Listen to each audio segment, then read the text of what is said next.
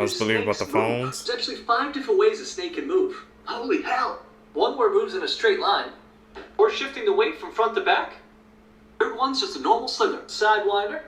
There's actually even a flying snake. Flatten its body to glide through the air. Flattened snake body provides enough lift to glide down safely from the tall trees of Indonesia. What's up, YouTube? Welcome back to my channel. If you guys are new here and if you guys don't know what we do, man, let me explain it to you, man. We break down scary and creepy videos, man, on the net, on the web, from YouTube videos to TikTok videos, IG videos, Facebook, anything weird, usual, and unexplained you can find right here on this channel. Just want to thank my supporters, man, who's tapping in with us, watching the videos entirely, hitting that post notification bell so you always get notified when I drop it, and hitting that like button, man. You guys don't know how much you guys are helping us push us into the algorithm by doing those 3 simple steps. Greatly appreciate it. Found this video for you guys today, seekers. Let's do what we do best, man. Let's seek the truth. Brave man whose life was taken while he tried to protect his family at the Trump campaign rally. On July 13th, 50-year-old Corey Comprador, his wife and 2 daughters attended the rally in Pennsylvania where Trump was speaking. The family sat on the stand right behind Trump when less than 10 minutes into the speech, the shooting began, and while Trump was hit in the right ear, 3 other people were also hit.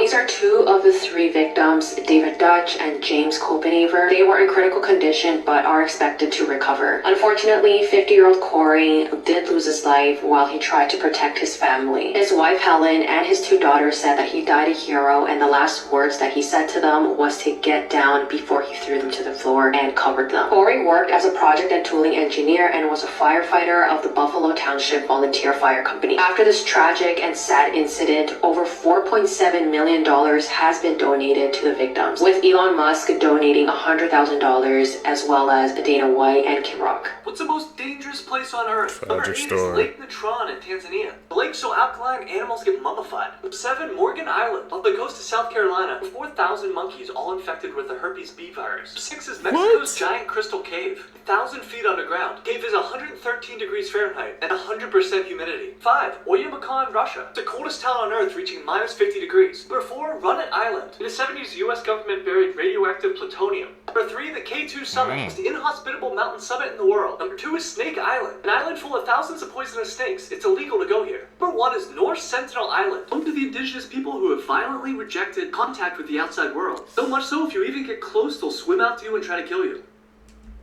I think the one that got to me the most was that freaking the island with the monkeys that said they had herpes. What the hell? They got a whole island to themselves, man. Please don't tell me people actually, attempted to try to go to that monkey island, man.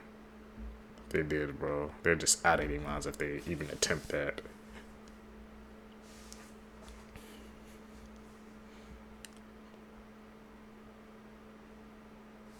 That it. This priest tied himself to 1,000 colorful helium balloons and then was found in the ocean months later. On April 20th, 2008, 41-year-old Father Adiller DeCarli wanted to raise money to build a chapel in his hometown, so he chose to tie himself up to 1,000 helium balloons and float over the ocean. He also hoped to break the previous 19-hour record, but unfortunately, things ended tragically. On the morning of April 20th, Father Adiller was fully repaired to take off, and for safety reasons, he put on a helmet, waterproof coveralls, and an aluminum thermal flight suit, as well as a GPS tracker and a radio to communicate with people on the ground. Only a few hours after taking off, despite the radio and GPS tracker, Father Adiller disappeared and could not be located. The last thing that he said through the radio was that he was losing height and was going to land in the ocean. Search and rescue teams were immediately dispatched, and after 2 days, they found the colorful colorful balloons in the sea off Brazil's southeast coast, but Father Adiller was not there. Then, a few months later, a body was found in the ocean, which turned out to be him. It was reported that the priest had reached an altitude of 20,000 feet and then was blown off course by the strong winds, causing his tragic death. Here are some things that are...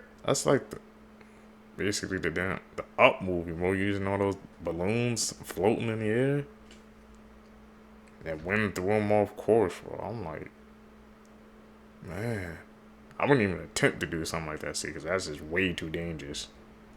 These people are risk takers. They're completely normal during the day, but really creepy at night. Digging holes in your backyard. I mean, it's your backyard, and you're entitled to do whatever you want to it, but if I see you digging some holes in the middle of the night, I'm gonna be really concerned. Bonus creepy points if you have some trash bags next to you, too. I feel bad for people who work graveyard shifts or are night owls, because it makes it difficult to do any gardening or landscaping without looking pretty creepy. They say a child's laughter is one of the most beautiful sounds in the world, but not if it's 2 o'clock in the morning. Scary movies have absolutely ruined the sound of a child laughing for me, because most instances, I'm gonna assume the worst. And for some reason, little girls laughing are even more scary. Like, imagine being in the woods camping and you hear some little girl laughing in the distance. My brain isn't gonna think, oh cool, some family must be camping near us. No, I'm gonna think that I'm gonna get murdered or possessed by some demon. Someone knocking on your door during the day, it's annoying. Who the fuck is showing up at my house unannounced? It must be a salesman or, worse, Mormons. That same knock at 3 in the morning? No, I'm getting murdered for sure. I'm on the 2nd floor, and my only way out is to jump out the window, so I'm done for.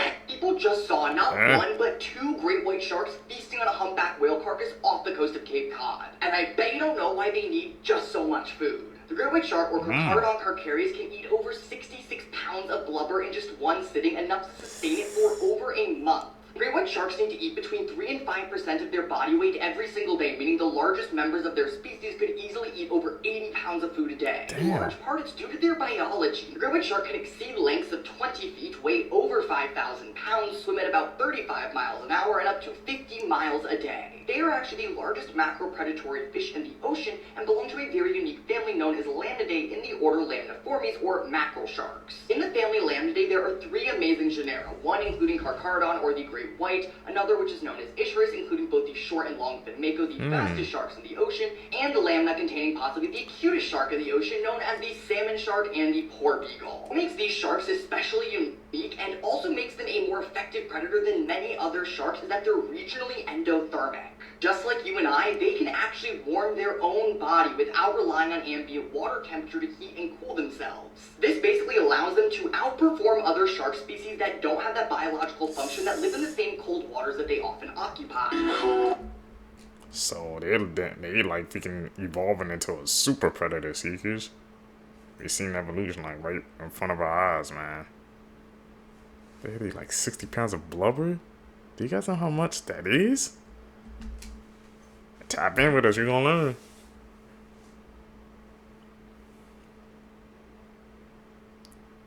That's it.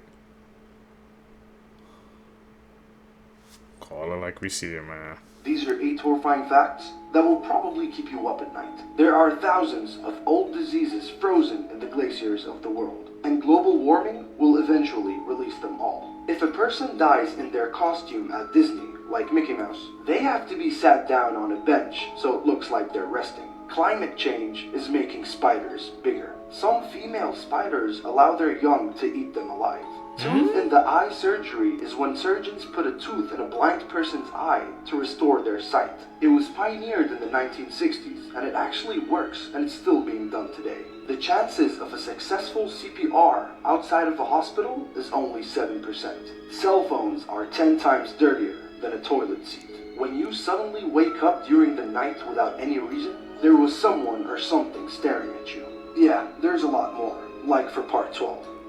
You guys believe about the phones? There's actually 5 different ways a snake can move. Holy hell! One where it moves in a straight line, or shifting the weight from front to back. Third one's just a normal slither, sidewinder. There's actually even a flying snake. Flatten its body to glide through the air. Flattened snake body provides enough lift to glide down safely from the tall trees of Indonesia.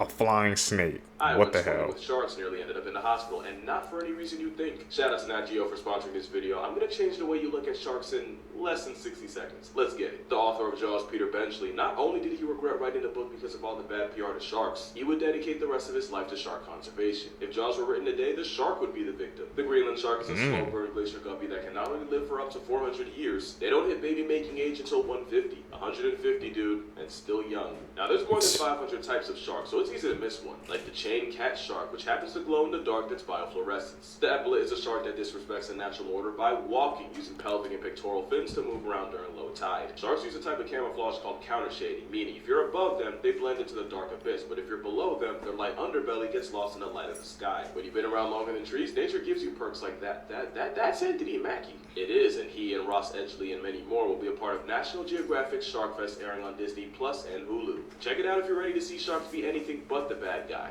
Oh, that's right.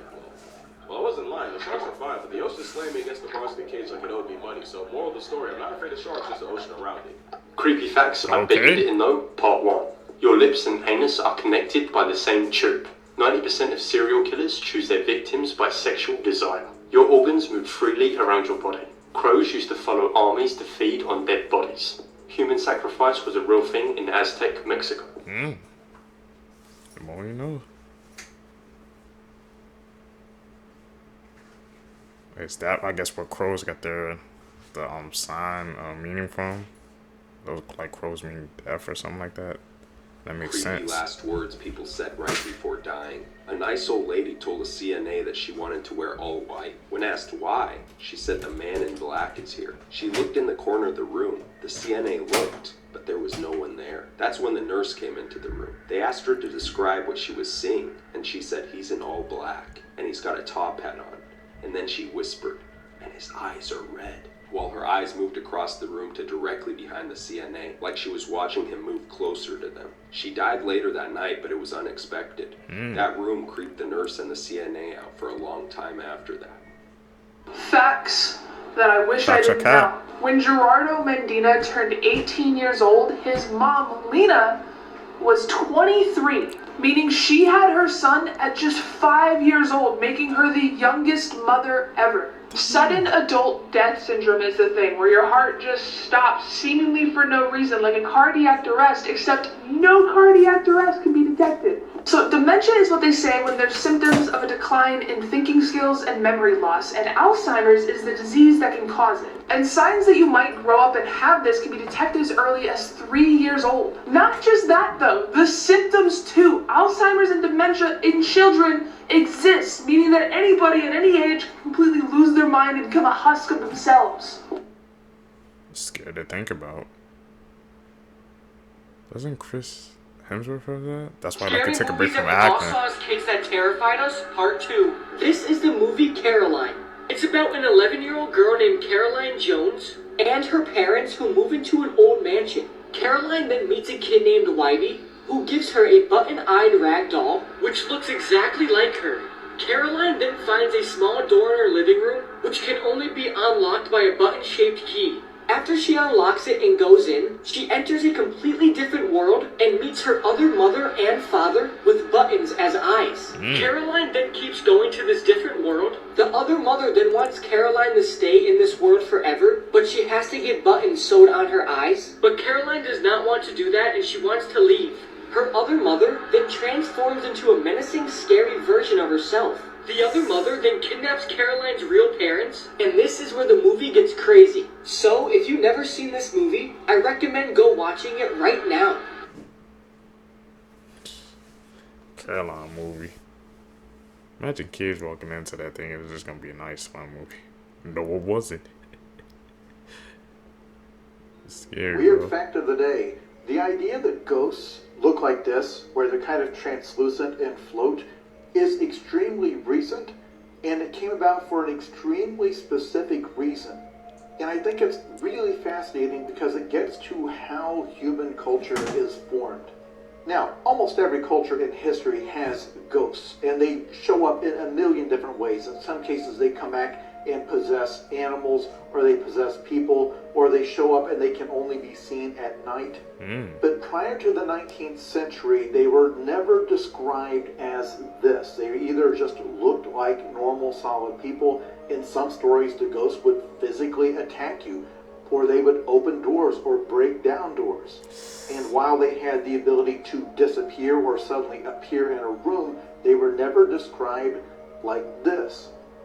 Until this invention came along. Back in the early 1800s, before cinema, when people were extremely bored, they invented this device which could project a still image onto a screen. And this gave rise to horror shows called Phantasmagoria, where the audience would gather in a darkened room and a screen would be lowered and they would project onto the screen skeletons and monsters and all sorts of other scary things. But because of the technical limitations of the technology, they could only be portrayed as floating. They couldn't walk around the floor. And because of the screen and the projector, they were always translucent. And according to this book by Susan Owens, The Ghost, A Cultural History, it was only after those shows became popular that you started to see the translucent ghost turn up in stories. This was also around the time of the dawn of photography, and then back then, because of the technology, you used to have to sit perfectly still for a very long time for it to develop properly on the film. This is why people rarely smiled in those photos. You couldn't hold a smile for several minutes. If you got up early or if you moved, it would accidentally create this ghostly image, and it did not take long for photographers to start selling ghost captured on film pictures. And from then on, when people claimed to see a ghost in their home, they would see this, the thing from the Phantasmagoria, the floating, translucent spirit. I feel like this is incredibly important to understand. Not only did media influence and totally alter our concept of what a human soul or spirit looked like, but a physical and technical limitation in that media did it. But 500 years from now, people will probably still be seeing this kind of ghost because of it. Terrifying facts, What do you guys think, man? He really broke down the ghost origins of how it all started off because of a tech glitch, yeah. Because of a tech glitch, because the technology was limited. It was basically on film, man. And the influence of how we see ghosts today. Think about it. One little mistake, man. Influence history. But think about it. Never knew. If your immune system ever found out that you have eyeballs, you would go blind. Which means right now, your immune system has no clue that you can see. Because if it did, they would attack your eyeballs until you can no longer ever see. This is because your eyeballs have a protein in them called crystalline that doesn't exist anywhere else in your body. So if your immune system found out and checked them out, it would be like, something's wrong here. Studies show that most serial killers are born in November. Today's high school students have the same anxiety levels as insane asylum patients had in the 1950s. I'm not gonna lie to y'all, my anxiety might be up there too. There's a disease called fatal familial insomnia, where people suddenly one day lose their ability to fall asleep, which leads them to slowly go insane. They can't distinguish dreams from reality anymore and go into some type of paranoia. It becomes so severe that they eventually die. Those that make it to the final stage and don't die usually end up in a vegetative state, no longer conscious. And it can happen to any one of you. About 3,000 people go missing every year in the United States. The last execution by guillotine was in 1977. This was in France. And also that was the same year the first Star Wars movie came out. You are always 6 minutes away from death, but breathing resets the clock. In 2011, Anatoly Yakovlevich was arrested for having 12 dolls in his apartment. Only problem is, they weren't normal dolls. They were recently deceased little girls that had been dug up and dressed to be put on display. In 2012, a Burger King employee anonymously posted this to 4chan. It said, "This is the lettuce you eat at Burger King." It only took 20 minutes for people to track down the branch that he worked at, and he was fired. You really never know what people are doing to your food. H.H. Holmes was a serial killer who built a torture hotel in the 19th century. He had secret rooms with gas chambers, trap doors, and stairs that led to nowhere. He loved to play with his victims' minds. It was almost like a real-life Saw movie. There's a bridge in Scotland called the Overtoun Bridge, and for some reason, dogs keep jumping off of it at the same spot. Yeah, they just jump to their deaths. Experts can't figure out why either. Some people speculate it's a magnetic field, or maybe a frequency that only they can hear, but others believe it's something supernatural. But whatever is making dogs jump off that bridge to their deaths is still to this day unexplained. Joe Matheny was an infamous serial killer who not only cooked his victims to eat for himself, but also made them into burgers, using their remains. He then sold them to unsuspecting customers from a roadside food stand. We really never know what we eat. I'm cooking all my food myself. Because why don't we eat over people's house? In 2021, a new homeowner was shocked to find a boarded up wall. When he ripped the boards off the wall, he discovered a hole. In that hole was a doll clutching a note. The note saying that she killed a family who lived there in the 1960s. Be honest, would you move out? In 1978, there was a pilot named Frederick Valentin. Him and his plane disappeared in Australia. His last communication was, Melbourne, that strange aircraft is hovering above me again. It is hovering and it is not an aircraft. This is a mugshot of William West and William West. Oh, and they're not related at all, but they were both sent to Leavenworth Prison at the exact same time in 1903. And after some confusion, the staff finally figured it out. They were two different people who had the exact same name and looked identical. This was said to be one of the main reasons why we now use fingerprints to identify somebody. There's biotech being developed as we speak that can make prisoners feel they are serving an 1,000-year sentence in a matter of 8 hours. That's horrifying. Imagine thinking you spent 1,000 years somewhere, and then when you wake up and snap out of it, you realize that it was only a couple hours. Do you know how crazy that is? Anyways, like this video if you want a part 2. Those are the facts, man. They always get to me. Especially about the one, man. How they spending all that time together. All that time, man, they could just simulate. Makes you wonder what else they got in the works, man. If they have something like that is capable, what else they hiding from us seekers? It really gets my brain turning, man. Seekers, if you guys stay with me to the end of the video, you're true seekers seeking the truth. I really appreciate the support, man. Like I said, guys, follow me on my social medias down below. Link is in the description so we always can stay connected. Comment down below, man, what do you guys think of these videos, these clips that I found for you guys today, man. Also, man, please hit that like button, man, to push us into this algorithm, man. We're gonna explode one day, man, but I appreciate the support we have now. We're just gonna keep building that momentum and it's gonna take off. Like I said, also, comment down below, man, if you guys want me to make a Discord so you guys can send me clips and stuff that maybe that you guys have found that you guys want me to check out. Guys, I'm catching the next one, man. I'm out. Peace, YouTube. What's up, YouTube? Welcome back to the channel. How you guys doing? Hopefully you guys are doing all right, man. If you guys are brand new to the channel, what we do is we break down scary and creepy videos on the net, on the web, from YouTube videos to TikTok videos, IG reels, Facebook, anything weird, usual, and unexplained you can find right here on this channel. Just want to thank you guys for the support, subscribing to the channel, hitting that post notification bell, man, and hitting that like button, man. That helps us grow, that helps us grow our community together. So really appreciate the support. Let's do what we do best. Seek the truth.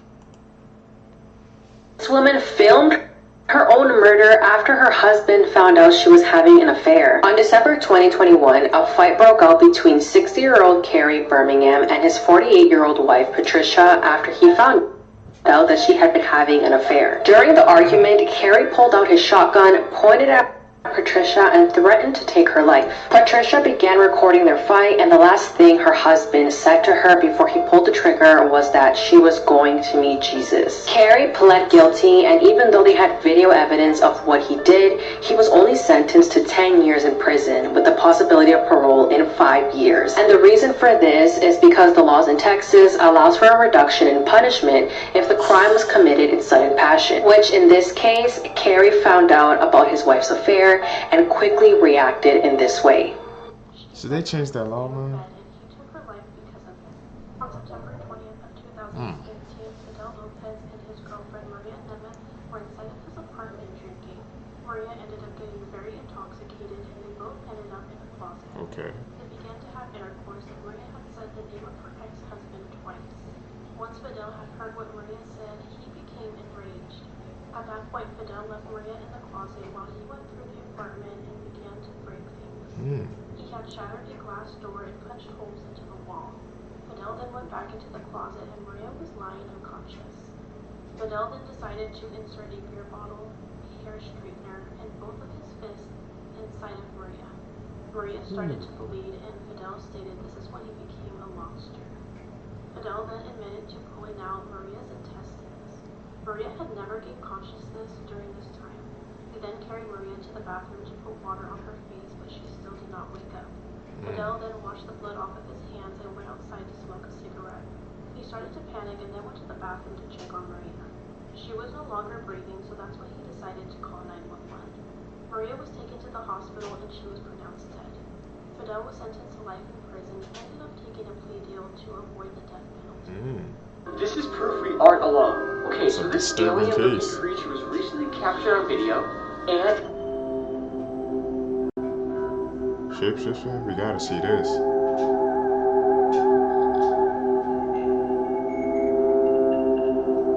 What the hell's that?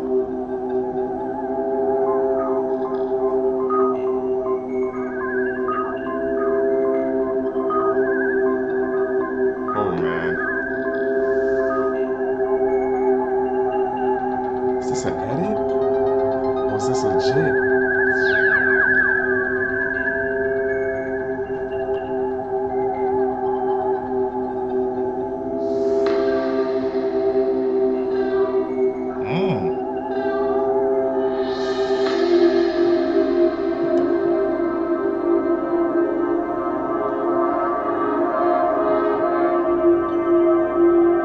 I have no idea what this is, but it's absolutely terrifying. And this is also 4,000 feet in the ocean. Ooh. We need to talk. 4,000 feet?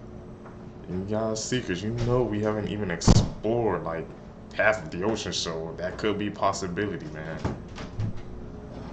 Is that legit? Or is that cap? You guys know what to do. Talk about the smiling dog. The smiling dog is a demonic creature that looks like a dog but has human teeth. Photos of this creature were sent to people all over the world. And once a photo was seen, the smile dog would enter the viewer's dream. And in the dream, you'll feel a need to ask the creature one question. What do you want? Then the smile dog will always reply with spread the word. After that, you'll have 3 days to grant the smile dog's wishes. And if you don't send any videos or photos of the smile dog to someone else, the photo you received will start to deform, showing you a much more disturbing version of the smile dog that some people think is its true form. Some people have even said the smile dog's nightmares are so bad that its victims avoid sleeping altogether, weakening their mind and making them even more vulnerable till the smile dog comes out of their dreams and into their reality to further torment them. So send this video to someone else to spread the word of the smile dog. Y'all doing that, Seekers, man? Spreading that smile dog picture? I ain't receiving, so I don't know if that's facts or cat. Edit. Anytime I sort of revisit the story of Carly Gousset, I'm reminded that that is one of the most chilling stories that I've ever heard come out of California. This is Carly. She was pretty young at the time. She was only a junior in high school, and all of this took place up in Mono County. This is in California. Very, very rural. When I'm saying rural, I'm serious. Like, there's nothing out there. Carly didn't really have a lot of issues. I mean, most people reported that she was a pretty good kid, but in the weeks leading up to her disappearance, her friends noticed that she seemed paranoid. She felt like somebody was tracking her on her phone, but she never said who. Fast forward, she ends up going to a party. She does something at that party that I can't say, and then she has a complete meltdown, a total episode. She allegedly even bit her own boyfriend at the time and then ran off into the street, into the darkness before getting picked up by her stepmother. From what I read, it sounded like the parents pretty much stayed up with her all night because they were waiting for her to come down from whatever it was that she took. But she never did, and they never called 911. Come the morning, she was gone. She was not in the house. If these are stories that interest you, we've got a whole show on it. If you want to go check that out for a full episode. Only a handful of witnesses claim to actually see her. They saw her walking along the road towards the highway, and this is that highway. Like, it is, there's nothing out there, which means somebody must have put her in their car. A man has been arrested on suspicion of manslaughter in connection with the death of ice hockey player Adam Johnson. The 29-year-old Nottingham Panthers player's throat was cut by an opponent's skate blade when they collided during a match. match. Johnson received immediate medical attention with CPR performed on the ice and was taken to hospital but could not be saved. Detectives arrested the suspect on Tuesday, who remains in custody. Dirty Animal Facts. I think I remember I seen that video trend on Twitter. It's just like, I don't know, it was just like trending everywhere. People yesterday have saying that the guy did it on purpose. And that was just a disturbing video, man. So looks like you got justice. You wish you never knew. Part 4. When a scorpion loses its tail, it also loses its anus. So if you pick it up by its tail, or it decides to sting something and can't let go, also then losing its anus. Not sure how it goes to the bathroom then, but that's not my problem. Madagascar hissing cockroaches are so loud they can actually be mistaken for an oncoming train. So next time you're walking somewhere and you think that you hear a train, it may just be a few cockroaches having a party. Don't forget to like and follow if you enjoyed the series and want to see it. Your wish is my command. Here are 3 animals that look like they're the spawn of Satan, but actually harmless. First up, we've got the basking shark. Now, don't get me wrong, if I saw this daddy behind me while I was swimming, I'd shit the equivalent to an average human in 1 year in 1 second. But believe it or not, they're actually chill. They're one of the boys. Now, yes, their mouth is so wide that they could theoretically fit your entire extended family in there. They're a passive predator, mainly feeding on zooplankton. And you won't end up in here because they're really not interested in humans. Bit fucking rude, but however, that isn't me saying you should go up to one and give it a big fucking hug. Maybe keep your social distance for this one. Next up, we've got what the fuck are you? This is an eye-eye. Now, yes, if you were camping in the middle of the night and went out and saw this creature, I'd say you'd probably have a negative reaction. But this budget-ass gremlin and long middle finger is harmless. It doesn't go for humans, it goes for insects and grubs from tree trunks. You a fucking tree trunk? The worst it'll do is give you the biggest fuck-off middle finger of your life. Finally, we got the tailless whip scorpion. Oh yeah, quickly share the video and tag one friend. Love ya! Now, you may recognize it from Harry Potter, but this little shit hurts it. They're harmless and not even venomous. Even provoked, they're chill. Elon! Crazy animal facts, alright. Especially about that scorpion. I ain't messing with any of that, bro. Can't believe if you pick it up with its tail, that means you're picking it up by its anus, man. The more you know. Tap in with us, man. You're gonna learn some facts. TikTok videos help find his son's killer. This is 19-year-old Luis Carlos Laguna Jr., and he was born on September 8th of 2004. He was from Arlington, Texas, and he had a passion for music, dancing, and his Chevy Silverado. November 18th of 2023, Luis had attended a ranch party in Fort Worth, Texas with his friends. As they were leaving, they got into an argument with another group of individuals. It was strictly verbal, just argument back and forth. The two groups ended up separating, and Luis had went on his way with his friends. They all hopped into Luis's truck, and as the truck was leaving, someone shot behind Luis's truck and struck Luis. Luis was then transported to a local hospital in critical condition, but unfortunately passed away. The medical examiner's office confirmed that his cause of death was a gunshot wound to his head. Fort Worth Police Department had stated that they were still looking for a suspect, and if anyone had any kind of information to please come forward. Weeks started passing by, weeks turned into months, and still they had nothing.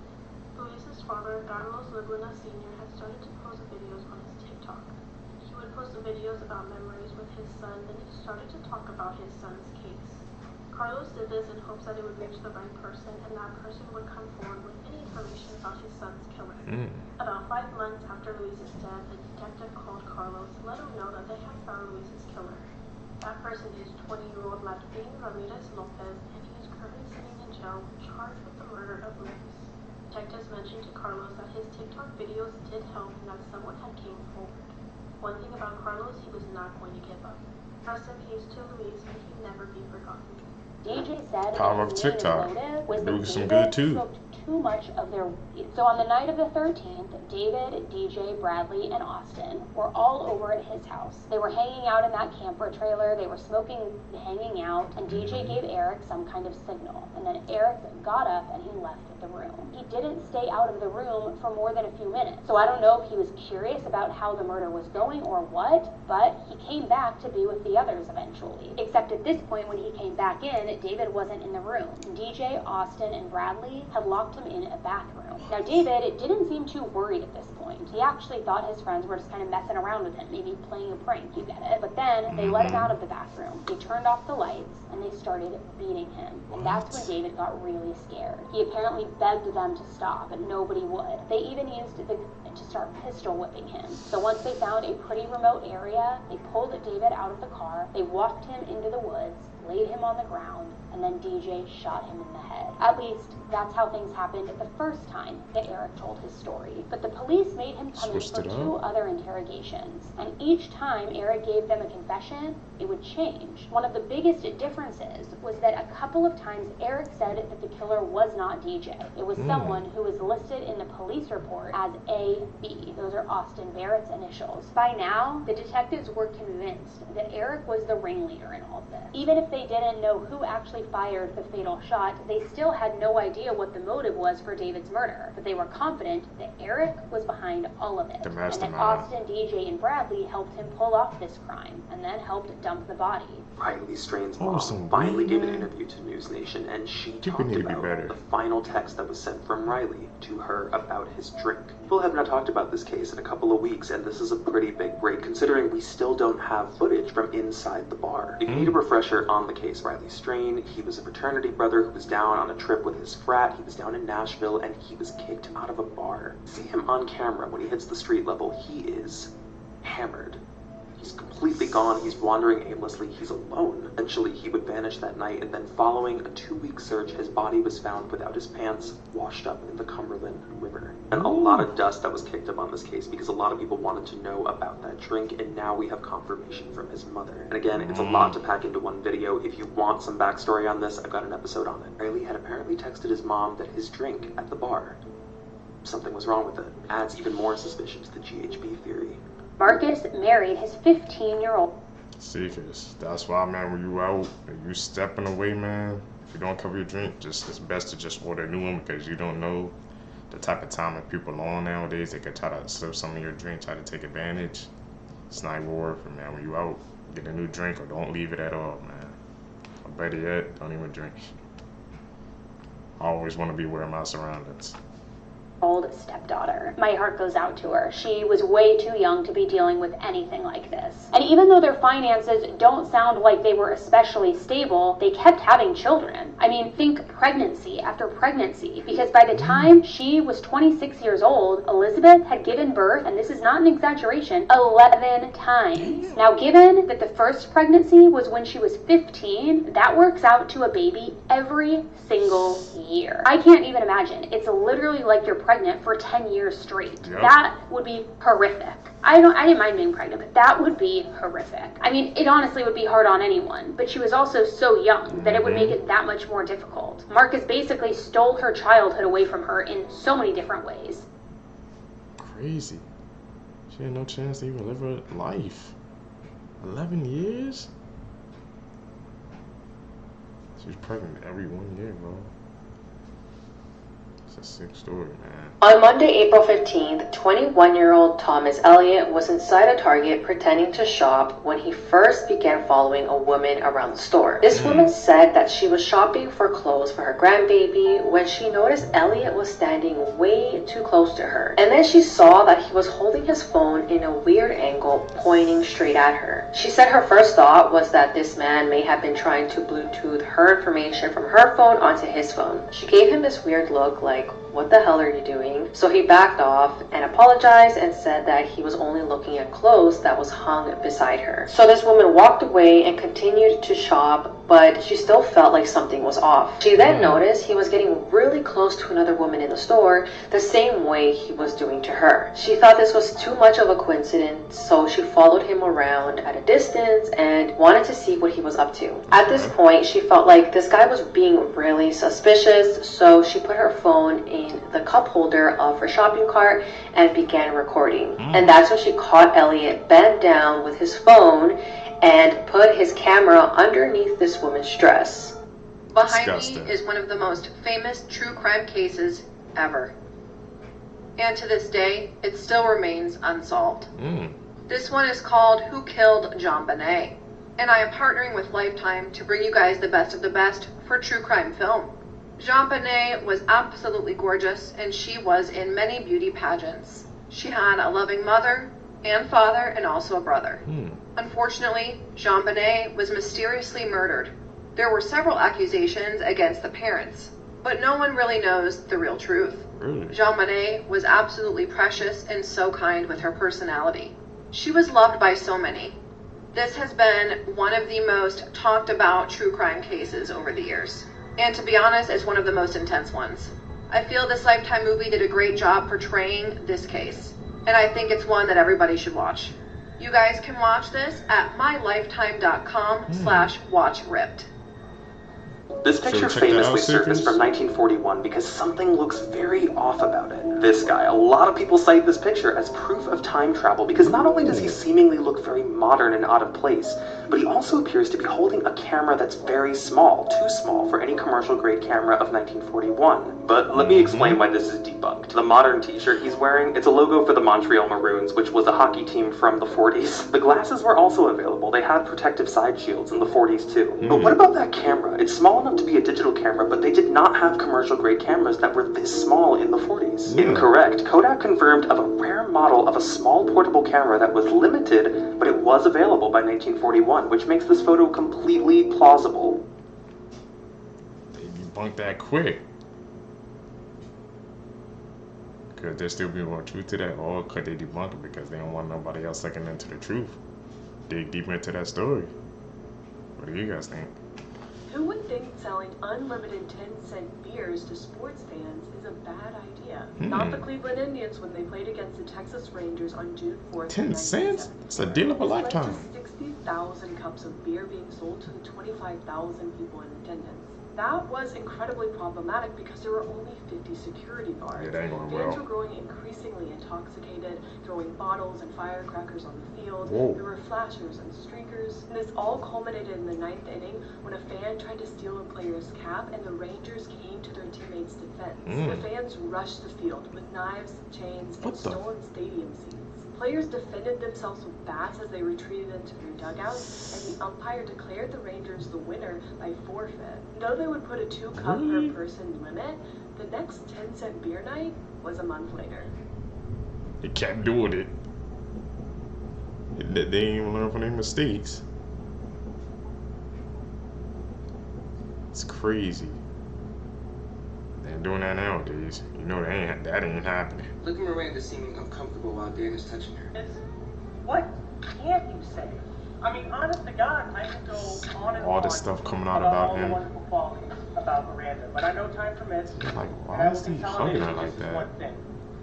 In all the years I've known Miranda, I guess 9 years now, she hasn't changed. Miranda hasn't changed one bit. All those awesome Like, qualities the need she to had touch when she her? was 9 years old, all the goodness, all those smiles. Let me know if I'm overreacting. And make sure you hit that follow button because I have a whole deep dive coming. Oh, he been getting Breaking news in the exposed. case of what some are calling the Milwaukee serial killer. As you may remember, earlier this month, a critical missing persons warning was issued for Sade Robinson. She was last seen on Monday, April 1st. The following morning, authorities were notified about a car fire near her home.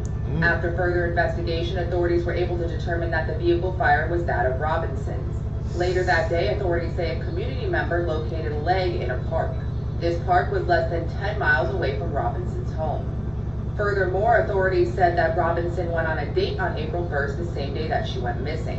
Authorities say that the two met at a restaurant where the suspect worked. The bartender who used to work there with the suspect said that they were seen having, quote, casual conversations. This was before leaving together. The two then reportedly went to another bar before they went back to the suspect's home. On Friday, 33-year-old Maxwell Anderson was charged in connection with the crime. The following day, the sheriff's department located another body part near the scene of the car fire. During the weekend that followed, additional remains were also located near a site where the remains had been discovered on April 5th. Authorities said cell phone data ultimately led them to the arrest. After taking the suspect into custody, they said that there was BLOOD located inside of his home. However, they have now released information stating that that BLOOD is not the victim's. A lieutenant who is a former Milwaukee investigator and who also worked on the Jeffrey Dahmer case said that this is not surprising to him. He said, quote, they haven't said whose BLOOD it is, but it could be his. He finished by saying, quote, I don't think this leads to the suspicion that there are other victims out there. At this time, he has pled not guilty and is being held on a $5 million bond. To stay up to date on this case, make sure you click the playlist below. I'll keep you guys updated. What do you think? Drop in the comments. Here's 5 celebrities who go didn't know killed somebody and what exactly went down. The last two are particularly weird and creepy. Tennis superstar Venus Williams got into a car accident in June 2017, which left one man dead. Williams was driving in Palm Beach, Florida, when she rushed into an intersection despite not having the right of way, and she was T-boned by the car. The car's driver survived, but her husband, 78-year-old man, was sent to the ICU, where he died 2 weeks later. Alec Baldwin discharged a prop gun that led to the death of cinematographer Helena Hutchins on the set of his movie Rust in New Mexico on October 21st, 2021. Saw that. Authorities with the Santa Fe County Sheriff's Office said that they were investigating the incident and trying to determine what type of projectile was discharged exactly. No charges have been made since the incident, and Baldwin, who is both a star and producer for the film, cooperated with authorities. Baldwin even released a statement the day after the incident to let the public know how devastated he was, as well as the fact that he was fully cooperating with the police investigation and that he was in touch with the late cinematographer's family and husband. In 1993, Snoop Dogg and his bodyguard were charged with the murder of a rival gang member. Snoop was defended by attorney Johnny Cochran and was acquitted after years and years of court battles. In 1978, Sex Pistols bassist Sid Vicious fatally stabbed his girlfriend Nancy Spungen. When he was first questioned, he claimed to have found her dead on the bathroom floor of their hotel room, but he later admitted that he had stabbed her but didn't actually intend to kill her. Although he was charged with her murder, Vicious never actually stood trial as he died of a drug overdose while out on bail.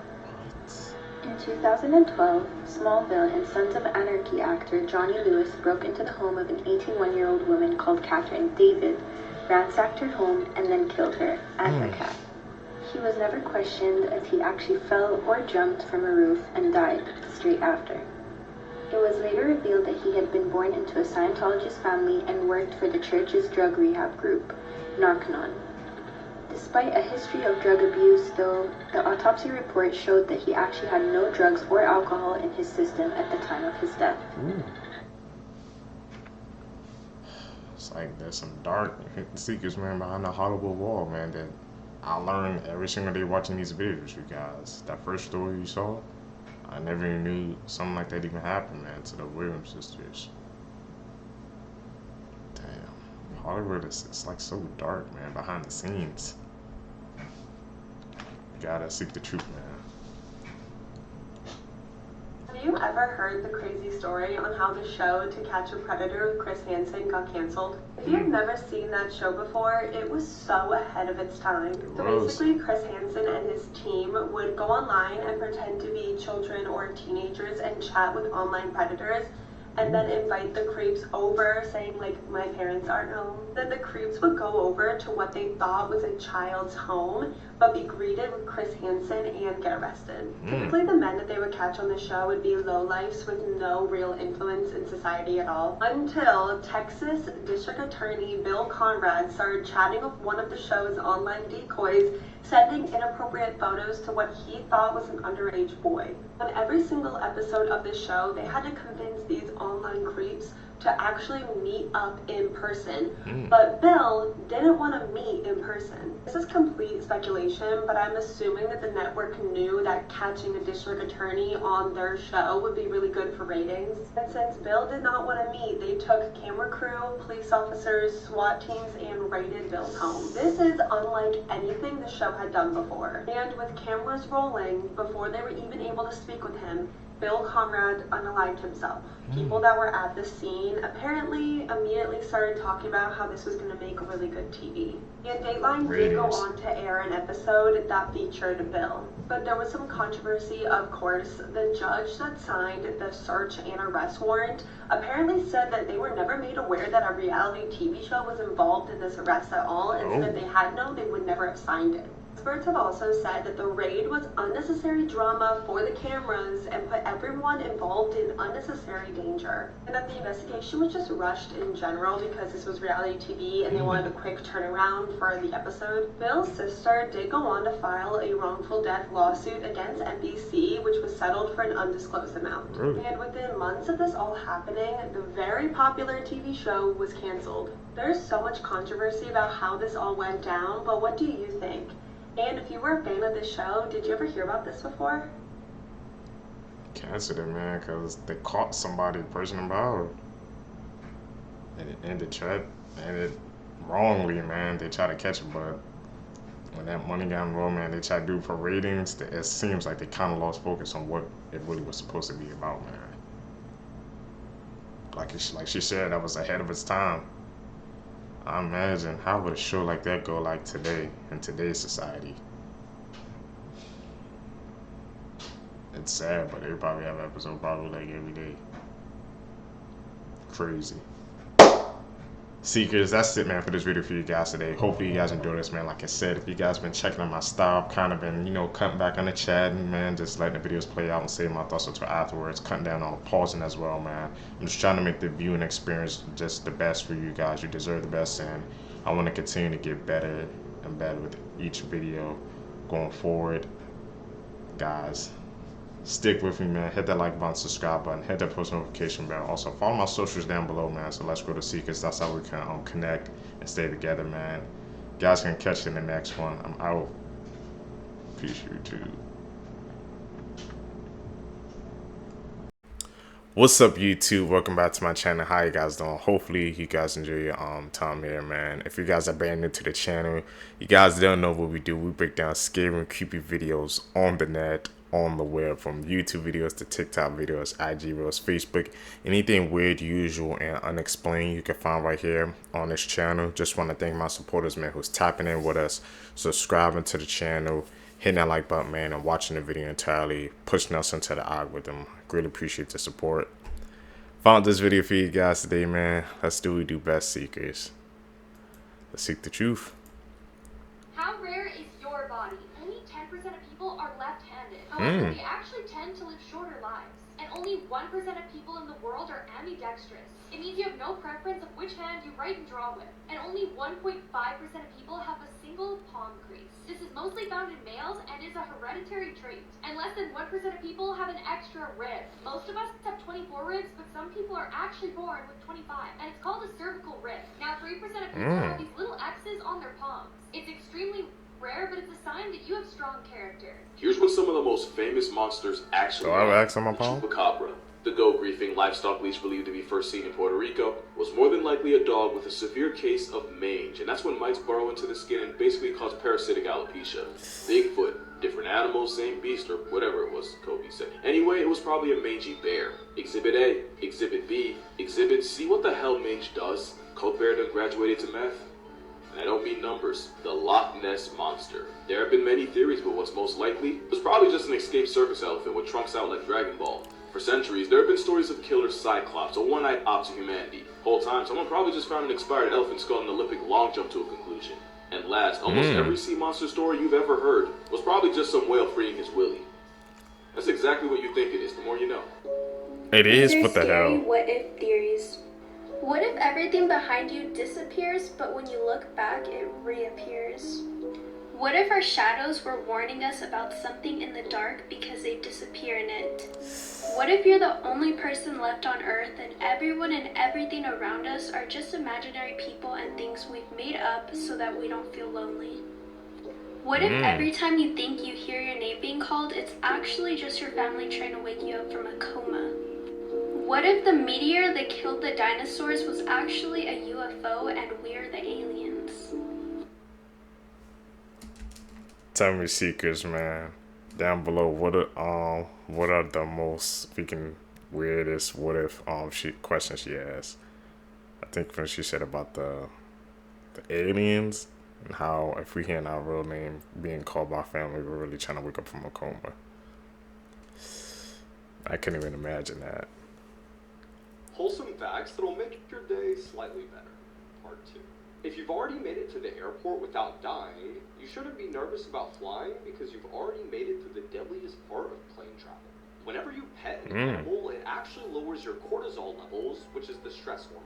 Side note, this may not work on electric eels, porcupines, or anything that could decimate you in 2 seconds. You think? Because guinea pigs get lonely, it's actually illegal in Switzerland to own just one. You have to get at least 2 if you want to have any at all. Sometimes tarantulas will keep tiny frogs as pets. The frogs will eat small insects that would typically eat the tarantula eggs, and in exchange, the frog gets a pretty damn good bodyguard. Capybara Land is a place in Japan where you can quite literally hang out with capybaras and see them chilling in hot springs. If 99% of the world's population finds you unattractive, that would mean that 78 million people still find you attractive. You got a chance. You got a shot out there with somebody, bro.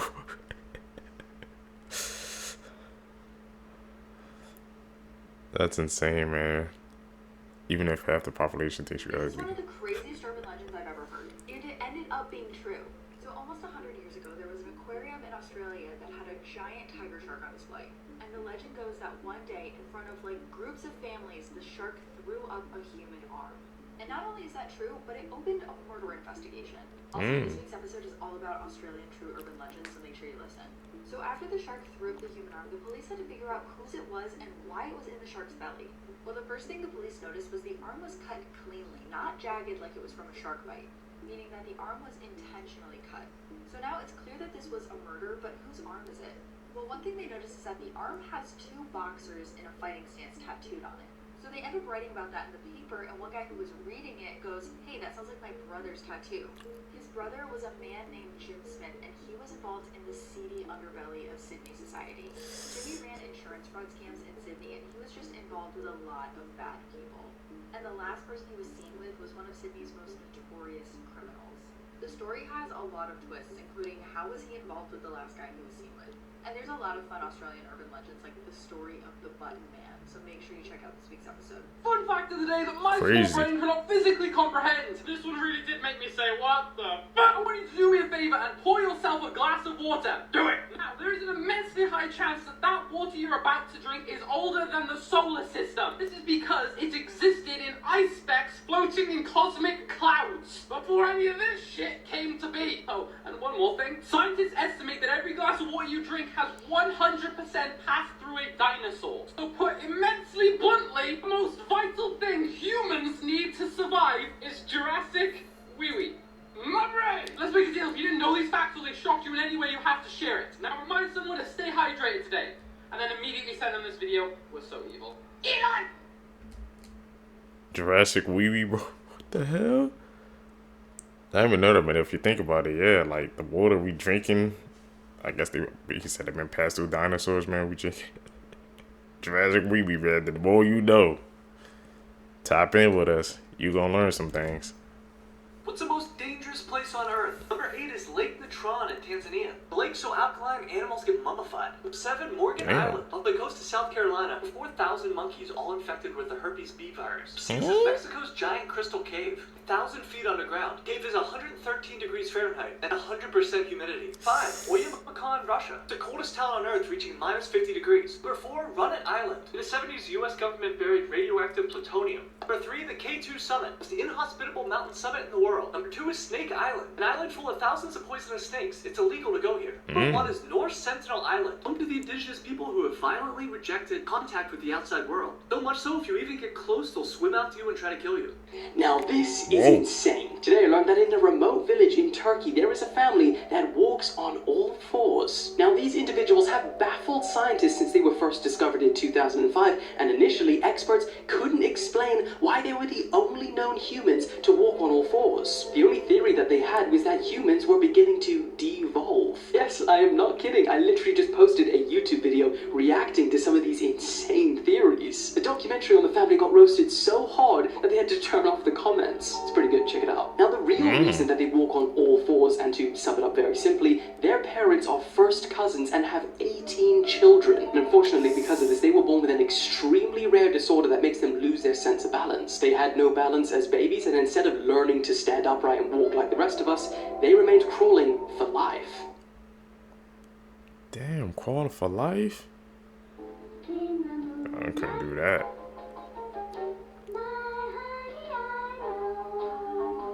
Unfortunately, on Saturday, April 20th of this year in Newport, Michigan, a child's birthday that's supposed to be filled with joy was then filled with sadness and grief. 66-year-old Marcella Chidester drove her car into Swan Boat Club where a birthday party was being hosted. There, she unalived 2 children and injured 13 other individuals. Later in court, she testified stating that she had a seizure while she was driving and that caused her to have the accident. But police testified stating that she was tested for alcohol and she was highly intoxicated at the time of the crash. Her lawyer then claimed she did have 1 glass of wine before getting behind the wheel, but police said based on her BAC, blood alcohol concentration, it's impossible she only had 1 drink. As of April 23rd, she's being held on a $1.5 million bond and is being charged with murder.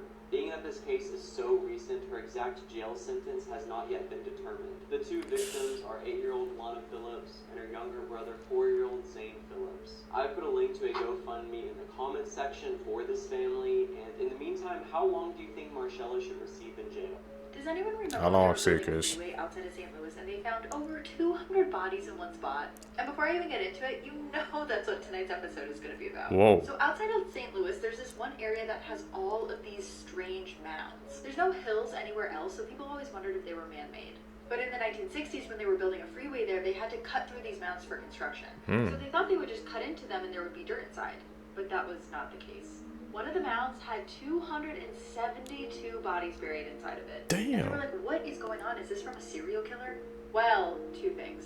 First, the bodies were in really bad shape. The skeletons were largely women, and they were all lined up in these rows. And the ones that weren't women, a couple of them had been beheaded. And the second thing is that these bodies were 1,000 years old. It turns out that these mounds were from an ancient civilization that practiced human sacrifice. And this was kind of a big discovery because historians didn't think that indigenous Americans practiced ritual sacrifice until that discovery. But why were they sacrificing people and how were they doing it? Well, if you want to know more about what was happening in the area and you maybe want to know more about human sacrifice in general, you're definitely going to want to check out tonight's episode. That's actually insane, Seekers, man. It wasn't just one, man. There's like they said it was like 2 or 3 of them, so they was all filled up to the brim. Man. More you know, bro. Like, times back then, bro, people went to some dark things, man. These are the biggest things in the world. Up first, we have the world's biggest functioning iPhone. It's made by the YouTuber Matthew B. It's over 6 feet tall, and yes, actually works. And this is the world's largest pizza, which is enough to feed an entire village. It was made by 5 friends in Italy in December 2012. It measures 13,580 square feet. And this is the largest truck in the world. It's the Bellezzi dump truck. And this truck is over 65 feet long, 33 feet wide, and 26 feet tall. These are interesting facts to tell your friends. Part 1. Up first, did you know 2 days in your life will not last 24 hours? And those days are the day you were born and the day you will die. This is absolutely insane, and just wrap your head around that for a second. Next, it is almost impossible to speak the biggest word in the English language. And it's on the screen now, and I'm not even going to try and pronounce it. Me either. Next up, you only know you fell asleep when you wake up. So next time you're laying in bed trying to sleep, just know you won't know you fell asleep until you've woken up. Next up, you can feel that your toes are touching, but your brain just ignores it. Do me a favor and try and feel your toes touching. I bet you can. Next, 90% of people after a discussion are left thinking of arguments of stuff they could have talked about. And I know I'm 100% guilty of this. Next, our brain generates about 50,000 thoughts a day. I guarantee you can't even write down 50,000 thoughts. Finally, the last person you think about before you fall asleep is the source of all of your pain or all of your joy. So just remember that. Really? I never even thought about it like that. Who you guys think about before you guys fall asleep? Is it joy or pain? Fun facts that you might find pretty damn interesting. Number 1, banging your head against a wall for an hour burns 150 calories. Number 2, approximately 40,000 Americans are injured by toilets each year. Number 3, there's a higher chance of you being elected president of the United States than winning the lottery. Number 4, an average of 100 people choke to death on ballpoint pens each year. Number 5, it is harder to be an employee at Walmart than a student at Harvard because Walmart has a lower acceptance rate. Number 6, human birth control pills work on gorillas. Number 7, there are 2 million millionaires in the United States. I am not one of them. And number 8, like fingerprints, every tongue print is different from person to person.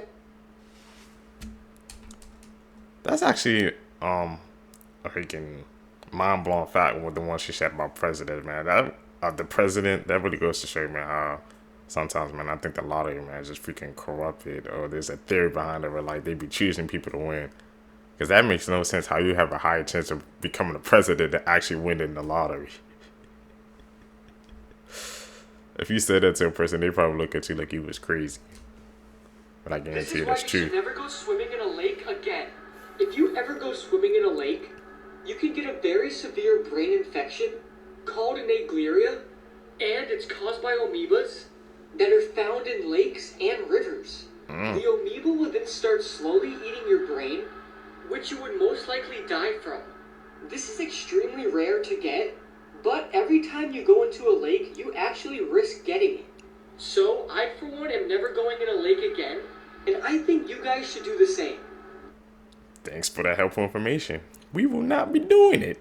No. Dangerous thing in Massachusetts. Yep, I'm talking about the Pukwoodsies. We're those legendary forest spirits you've probably heard whispers about. We've been hanging around Massachusetts' woods since the Wampanoag tribes first called this place home. Sure, we can be a bit of a nuisance to humans, and once upon a time, we kinda got along. But then things took a turn for the worse, and humans started coming after us hard. Ever since, we've had it out for humans, not holding back, and taking them out whenever we see a chance. We're all about messing with our targets, and what we do next, well, that depends on who you run into us at.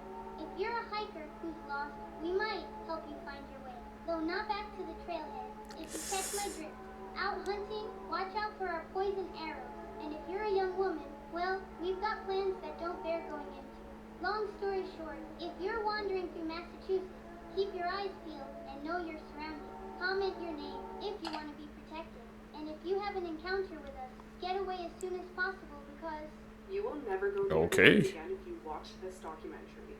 It is about hunters and people who specialize in being in the wilderness who just vanish without a trace. And I'm not talking like they wander into the woods and just go missing.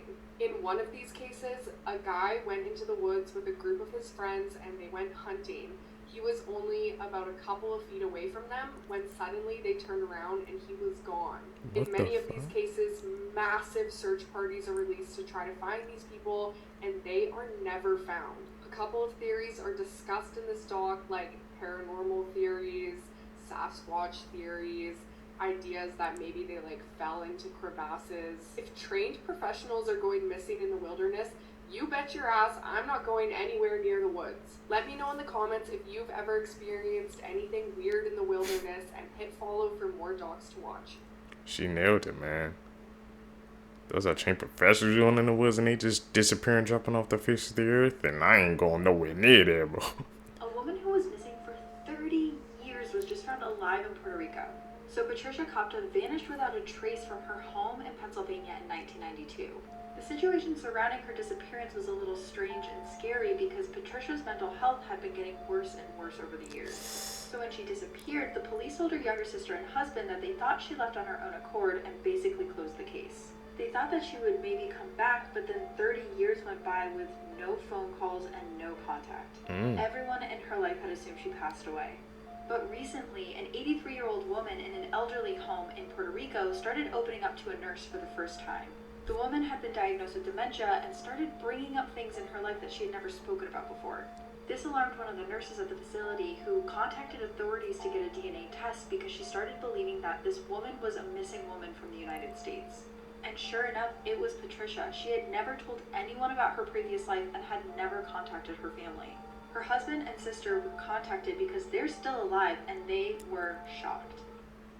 Could you guys imagine that, man? Just finding a lost relative like that? 12-year-old girl unalived her entire family so she could be with her 23-year-old boyfriend. Jasmine Richardson was a normal kid until she turned 11 years old. She started dressing in a darker aesthetic, liking some darker things. She would post on websites like MySpace and VampireFreaks.com, telling people she was 15 instead of 11. Because the thing about Jasmine is even though she was 11, she didn't look 11. She always kind of looked older than she actually was. She started sneaking out to hang out with her new older friends and would meet older guys. By the time that Jasmine was 12 years old, she was in a full-on relationship with this freak, 23-year-old Jeremy. And just so you know, just because she was lying about her age on social media, this guy was fully aware that his girlfriend was 12 years old, a literal preteen, and he would also tell people that he was a 300-year-old werewolf. So for context, we are dealing with a full-on freak. Jasmine's parents were horrified when they found out that their 12-year-old daughter was online telling people that she was older than she actually was, and that she was dating a full-on adult. So they did their best to keep Jeremy away. Jasmine and Jeremy didn't want to be apart, and they thought that the only way that they could be together is if Jasmine's parents were no longer alive. What started out as jokes became real plans to not only unalive Jasmine's parents, but her 8-year-old brother as well. On April 22nd, 2006, Jasmine secretly led Jeremy into her home where he brutally unalived her parents. Jasmine's 8-year-old brother, Jacob, heard the entire thing while hiding in his room holding his lightsaber for protection. It's like heart-shattering. It's unclear who actually unalived 8-year-old Jacob because Jasmine and Jeremy blame each other for his death.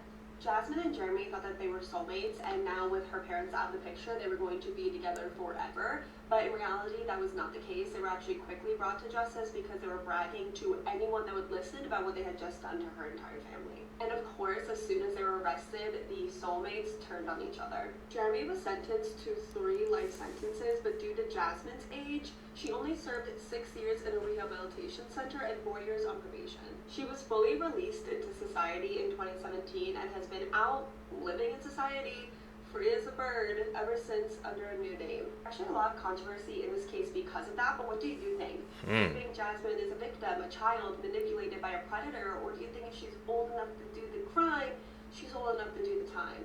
Terrifying facts you never knew. You know what to If your do. immune system ever found out that you have eyeballs, you would go blind. Which means right now your immune system has no clue that you can see. Because if it did, they would attack your eyeballs until you can no longer ever see. This is because your eyeballs have a protein in them called crystalline that doesn't exist anywhere else in your body. So if your immune system found out and checked them out, it would be like, something's wrong here. Studies show that most serial killers are born in November. Today's high school students have the same anxiety levels as insane asylum patients had in the 1950s. I'm not gonna lie to y'all, my anxiety might be up there too. There's a disease called fatal familial insomnia, where people suddenly one day lose their ability to fall asleep, which leads them to slowly go insane. They can't distinguish dreams from reality anymore and go into some type of paranoia. It becomes so severe that they eventually die.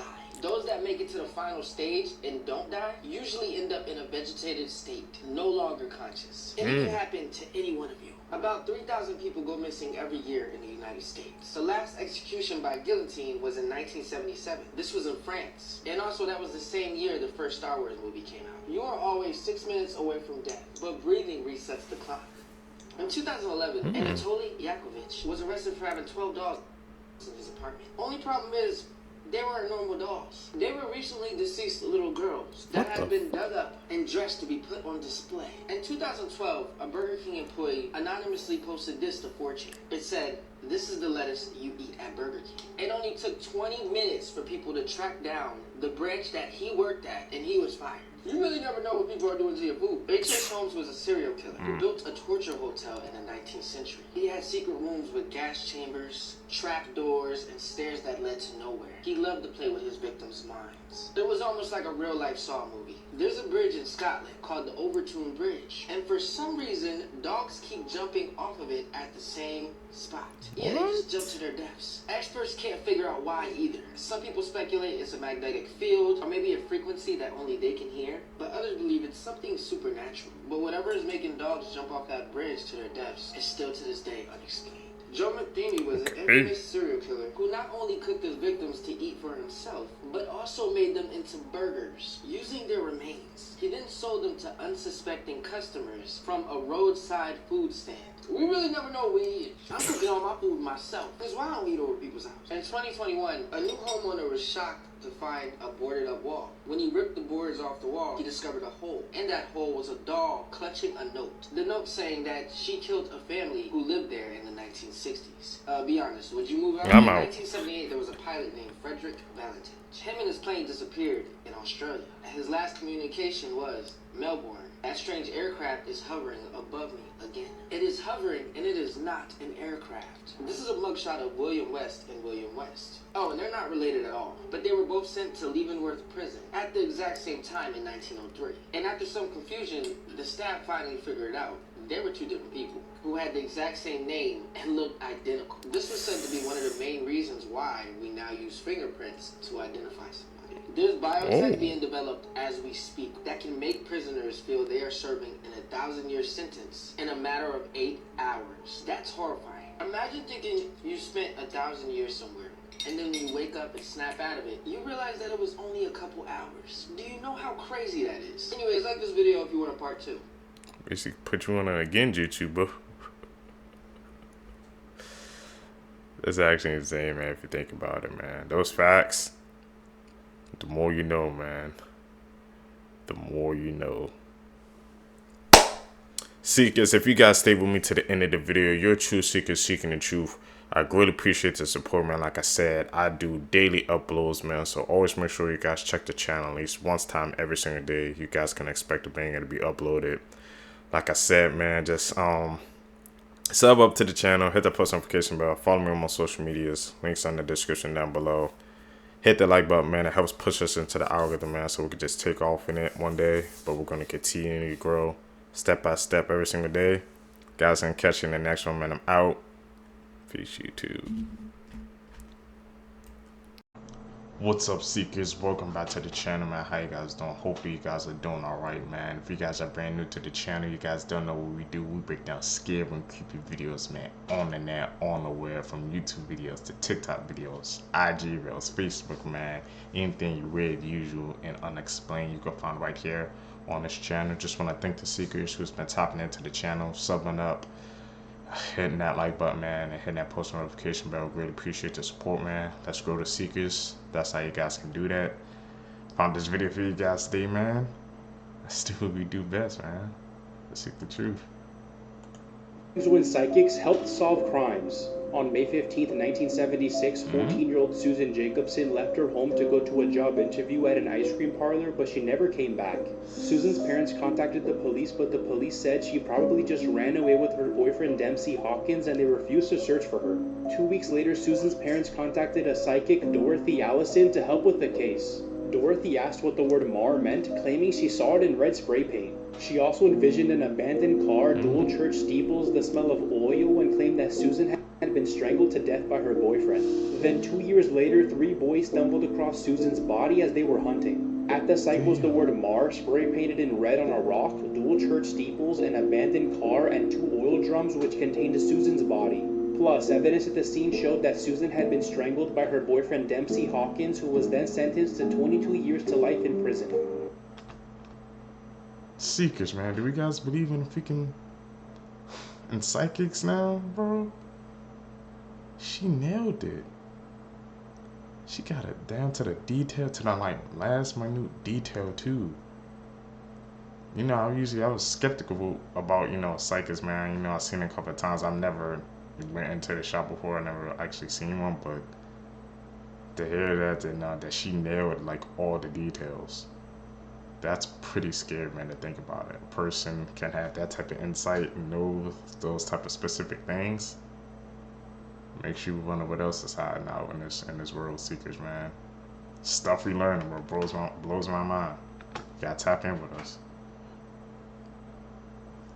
A case that makes me sick. The murder of Kenneth White. These 5 teenagers was throwing rocks from an overpass.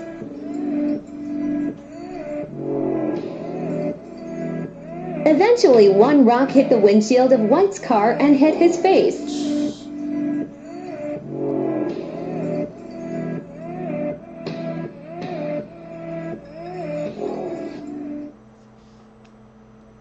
This girl claiming to be rocks, Madeline man. McCann just Crazy. submitted a DNA test. For those that don't know, Madeleine McCann is a girl who went missing without a trace while on vacation in 2007. It's one of the biggest true crime mysteries of our generation, and there's even an entire Netflix documentary on Madeleine. Well, the mystery of Madeleine may have just been solved as this girl has came forward claiming to be Madeleine McCann. Now, this girl has just submitted her DNA test so investigators can find out if she actually is Madeleine or not.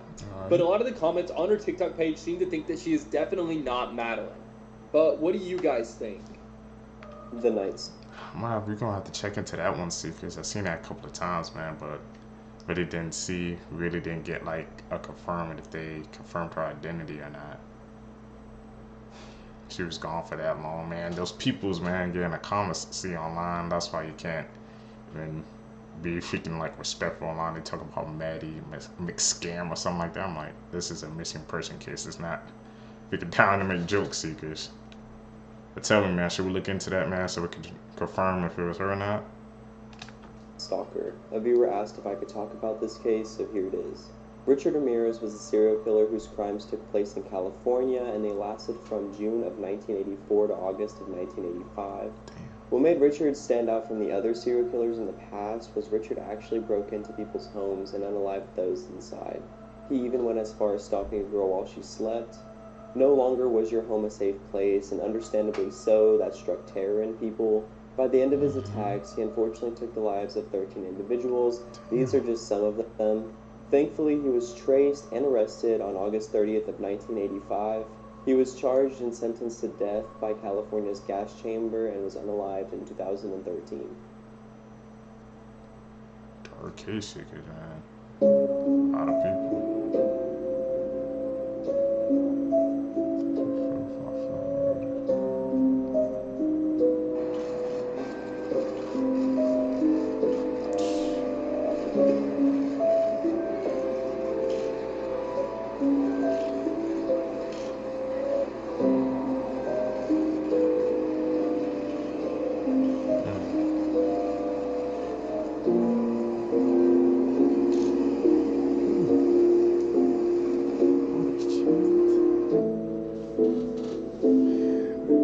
This is why you never judge a book by its cover. On the evening of August 7th, 1985, police received a call about a mentally ill woman attacking her family with a gun. When police arrived at her residence, they didn't hear any shooting or hear any noises coming from inside the house. Police tried yelling for the shooter to come outside, but when she didn't listen, they went in.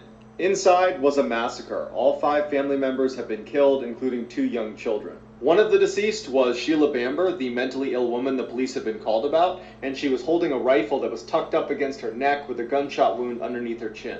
This case gained massive media attention, putting pressure on the police to solve it as quickly as possible, and so they jumped to the conclusion that this had to be a murder-suicide perpetrated by Sheila. But one detective felt like they were missing something and kept investigating. And sure enough, he found something hidden under the stairs at the crime scene that meant Sheila could not be the shooter. To find out what's under the stairs and who the shooter is, check out The Murders at White House Farm on HBO Max. The link to it is in my bio. It's awesome. This is the disturbing... Based on a true story, man? Damn, Seekers. Should we check that out, man? That's an actual freaking, I guess, movie or series at freaking HBO Max, man. The details, like I said, those details in this case, that's what makes or break it, man. People just thought it was like just an open and shut case, man. But that one detective blew the case wide open, said there had to be something more to it, man. That's why you can never freaking throw away a detail. The case of the child who killed a child. In July 2018, 6-year-old Alicia McPhail was abducted from her bed. She'd been staying with her grandparents in the Isle of Bute. She'd gone to sleep watching Peppa Pig, and no one had any idea of the horrors that would unfold that evening. Meanwhile, 16-year-old Aaron Campbell was drinking with friends at his house.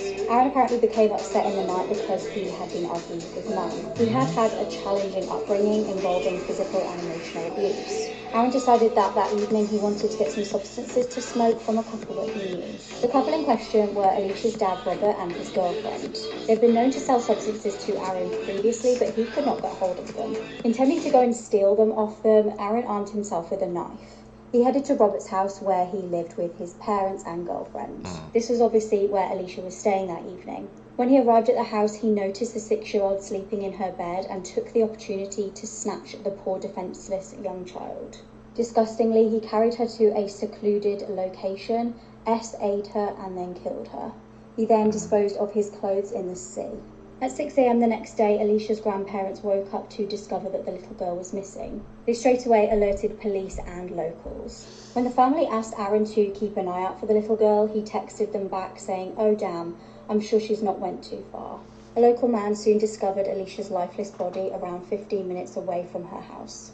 Along with a lot of the local community, Aaron's mum actually checked her CCTV of her house. She was hoping that this would help with the investigation, and it definitely did. She saw her son leaving and returning from the house that night, and she handed the evidence over to police. Aaron was arrested, and it was discovered that the clothes that he'd abandoned on the beach did actually match with his DNA. Aaron's mum also confirmed that the kitchen knife found at the scene did come from her kitchen. Aaron's Google history showed that he'd searched "how do police find DNA" and also visited a website about collecting DNA evidence. He was given a life sentence of 20 years for the killing of Alicia McPhail. He was given 27 years, but this was reduced to 24 years on appeal. He'll be moving to an adult prison when he turns 21. He was searching up that stuff, man. People, like I said, they truly don't think before they do these freaking horrific acts. Acting like the freaking police, they just can't pull up a search history in your phones and stuff, man, when they get their warrants and stuff. And he was like literally looking it up, so freaking incriminating himself after doing that tragic act. But the mom, it goes to show you, like I said, do something wrong, man. Doesn't matter if it's neighbors, a random person, blood, parents. If you do something wrong, man, you're gonna have to face those consequences. The mom, she turned in the evidence just like that.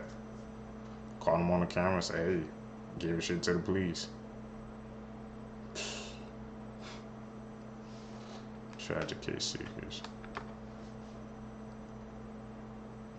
Let's talk about one of the most disturbing final bosses in video game history. Okay. God from Silent Hill 3. The objective of the antagonist in Silent Hill 3 is to birth the new god that Heather Mason is carrying inside of her. In fact, every time you die in the game, the demon behind me named Valtiel revives Heather. They want this new god to be born no matter what the cost. By the end of the game, Heather ends up getting rid of the god inside of her. But before she can deal the final blow, the main antagonist, Claudia here, ends up devouring the god right in front of her, trying to complete the ritual. Except the ritual fails big time. The god is born prematurely, misshapen, and only half-formed, which gives Heather the perfect opportunity to finish it off for good. Fun fact, the face that Her sister tries to calm her down, but she sees something again and starts to cry out of fear.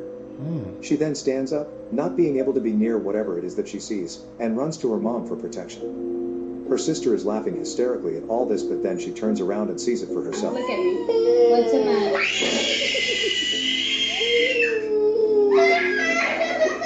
Check out my page to find out what happens. Today's case is... What the hell does she see? It's like the sister, she picked up on it first. She was kept looking backwards like, yeah, I don't see that. Little sister, she was effing until she saw it too, so they, like I said, man, don't discount what kids freaking see, man. Sometimes they see more than adults. They definitely saw something, bro. Have to check that out, Seekers, man. Or tell me if you guys want to check that out and say your findings down below, man. Like I said, we're community. If you guys check something out, man, to find the truth, drop it down below in the comments, man, so we all can see it. One of these cases that you'll most likely recognise like the famous mugshot from. So this here is 18-year-old Shaylin Moran. At the time of what she did, she was 18 years old, and this takes place in 2019. She was from a place called Pawtucket, which is in America, and in the fall of October 2019, she met a boy online who she started a relationship with. This boy was called Leonard Troutfield, and I couldn't find any photos of him for some reason. On the first day that they met in person, the pair stayed at Leonard's house. However, after day 4, the pair got into quite the argument, where Shaylin had stormed out of the house and filed a police report against Leonard. And she had called assault, which Leonard absolutely denied was not true. The pair were then given a no-contact order. And the reason why I'm kind of leaning to believe Leonard is, I'll tell you why. So obviously when you're given a no-contact order, you cannot contact that person. But this didn't bother Shaylin. She was sending death threats to absolutely all of his family, including his dog. So after the breakup, she then very quickly met Jack Doherty. And together they had conspired that they were going to kill Shaylin's ex. And Jack was absolutely down for that. He was so ready to do it. They were sending each other texts like, if you do this, we'll be together forever, I love you, and all that. And at the end of December 2019, so we're literally talking 2 months later, Jack came down from New York to see Shaylin. Not only this, he also brought an engagement ring with him, and the pair were ready to go to her ex's house to commit a shooting. So Shaylin had actually stayed in a hotel nearby where the pair were staying. She didn't go with him, and they decided that they were just going to shoot whoever opened the door. So on January 1st, 2020, Jack Doherty went to the address of Leonard, and it was his mother, Cheryl Smith, that opened the door, and she was shot several times, which killed her. Another strange thing that I just want to know, I couldn't find many photos of Cheryl either. To which, after it took place, they then posted this on Facebook, which says, "We some fighters and some shooters." And she's also showing off her engagement ring in the post. Luckily, a detective that was responding to the shooting had saw this post that these two had posted. So literally just a couple hours later, they were arrested in the hotel room, which I just think is kind of funny, to be honest. Like, how stupid do you have to be?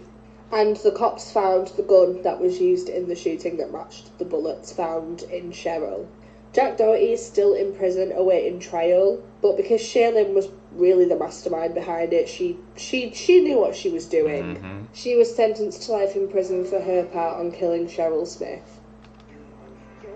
I'm telling you, Seekers, man.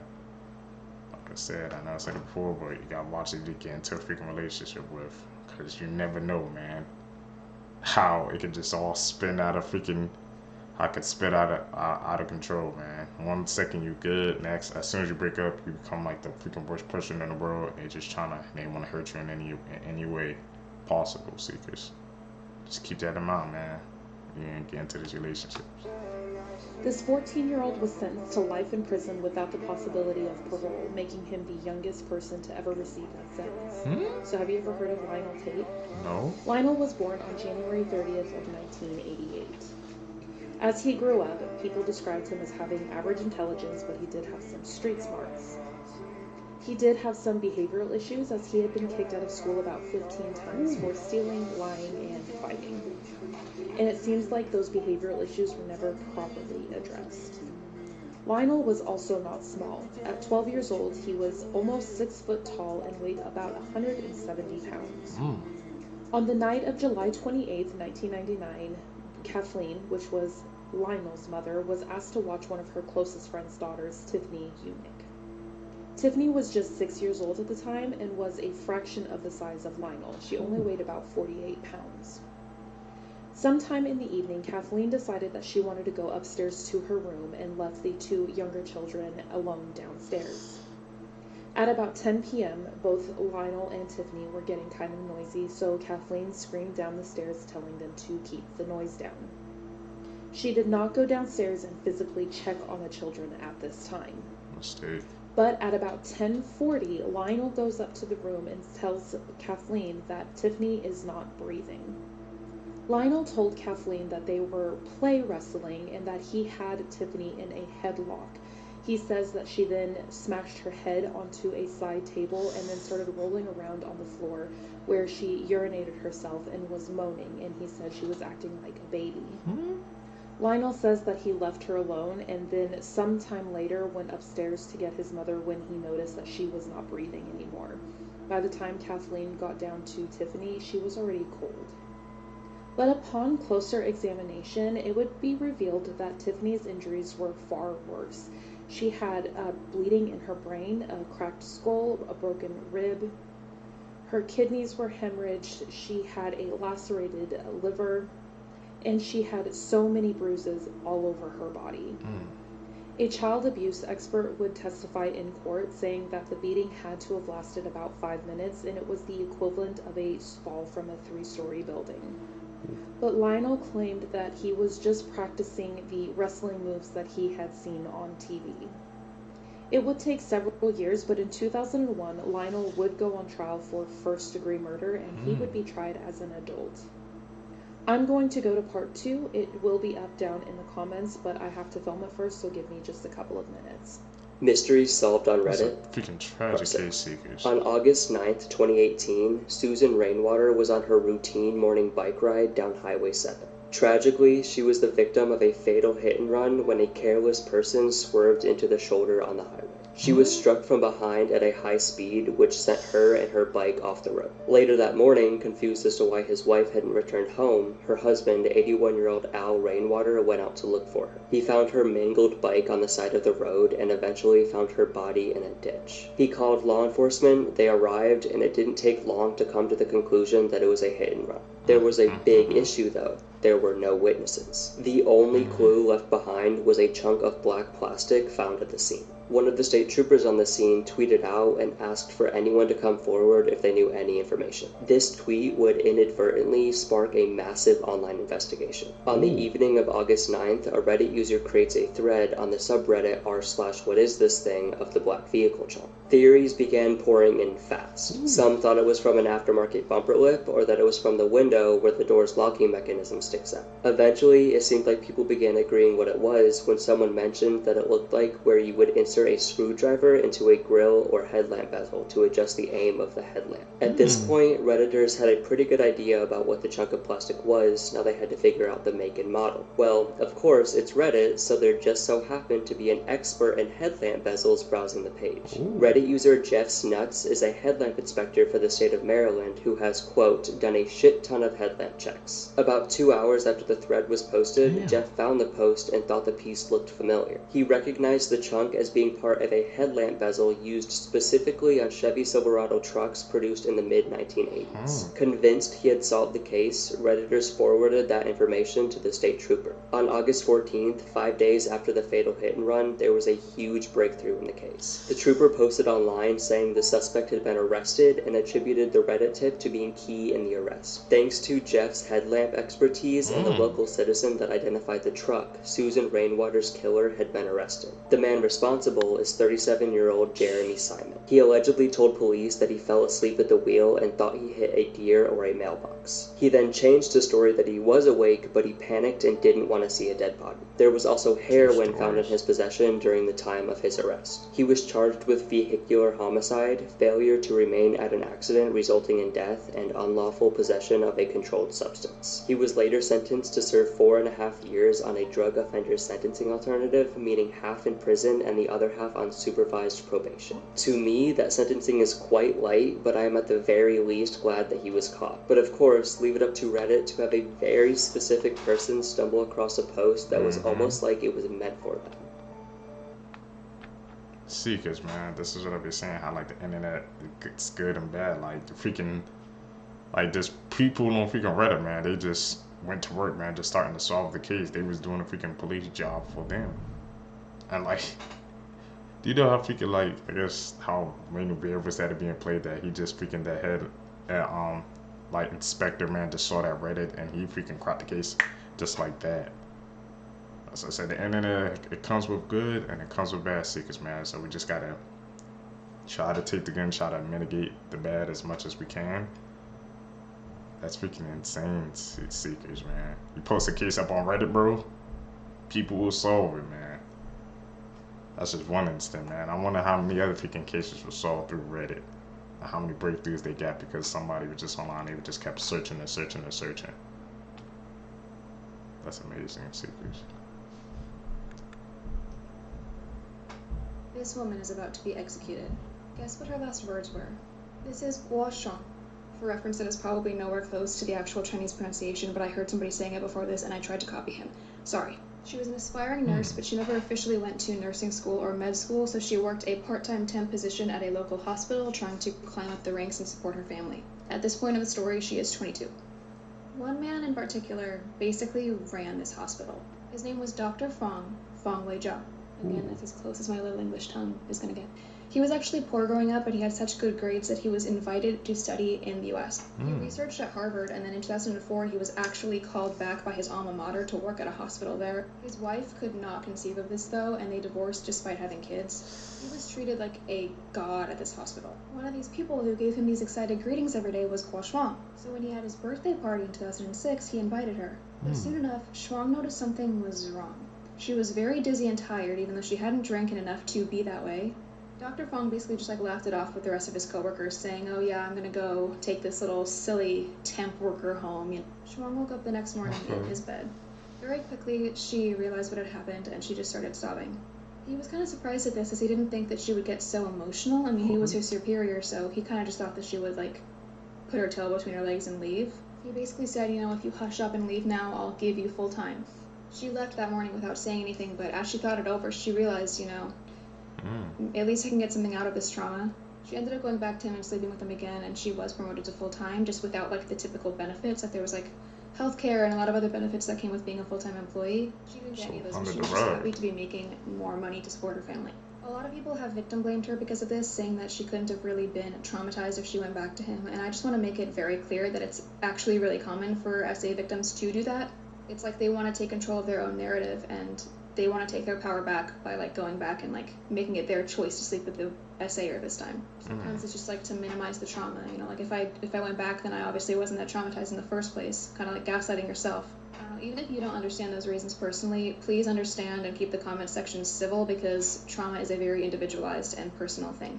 We don't have to understand our own trauma responses, like it's such a complex subject. Anyway, so soon she started dating this boy, and I mean boy, because at this point she's 23, he's 18. This one's the hardest name. It's Wang Zijin, I think. She got pregnant, and obviously it wasn't his, so she went back to Dr. Fong, and he was livid, he was freaking out, he dragged her to get rid of it right then and there. And when Shuang told her new boyfriend this, he was red angry. The two kind of disagree about who originally planned or decided this, both of them lying and saying it was them to protect the other one, but somehow the plan to kill Dr. Fong was made. So they met up with Dr. Fong, and they got into the car where she was the driver. They picked up Zijin, who went into the back of the car, and they were driving like really, really far away, and so Dr. Fong is getting kind of nervous. After they got into a secluded spot, they basically said, "You will give Shuang a full-time job, all of the benefits, and in whatever department that she wants to work in, or we will kill you." Dr. Fong said, "I don't even have the power to do that, even if I wanted to," and they said, "Okay, you're gonna die." Zijin then took a scalpel from behind a seat to Dr. Fong's neck. He was spurting blood, but then he managed to escape before being chased down and basically hammered to death by Zijin.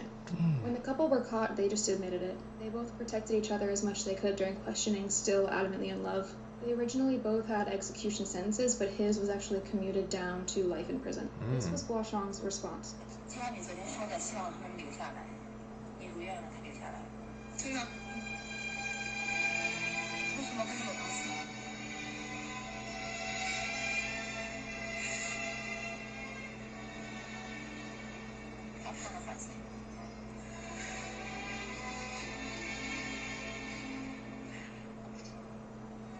"30 minutes after this, she's executed, by the way.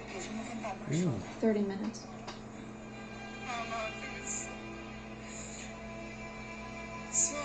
Zijin still maintains that he does not blame Shuang and that he acted of his own volition. The response to this case was very, like, hot and cold.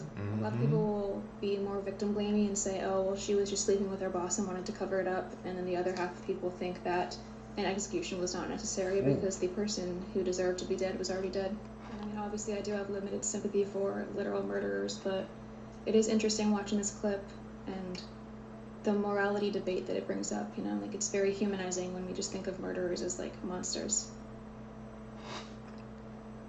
She was saying at the end, Seekers, man, that it was freaking true, bringing like morality to the freaking, to this case, man. You saw, she said her partner or her other boyfriend, when he just got life, she was freaking crying, I guess tears of joy. She was happy, but it was already over for her.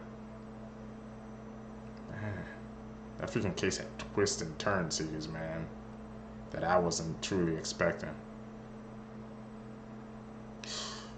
Once again, man, once you're out, gotta be aware of your surroundings, man. Like, cover up, like, especially, man, if you're out drinking, man, cover it up, bro. If you had to go somewhere and you left your drink out there, just freaking throw it away or just get another one, because you never know, somebody could put something in there, and that's the end of that story, Seekers. So we gotta be aware, man. Have to be.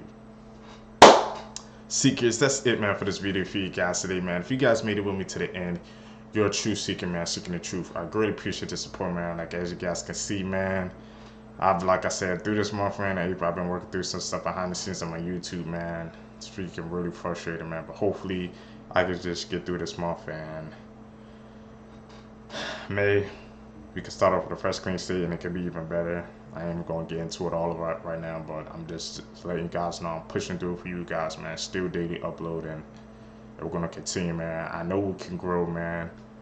We can grow into a big community. That's what I truly believe. So I just need you guys' help. Hit that like button, subscribe. Also, man, follow me on my social medias down below so we always can be connected, Seekers.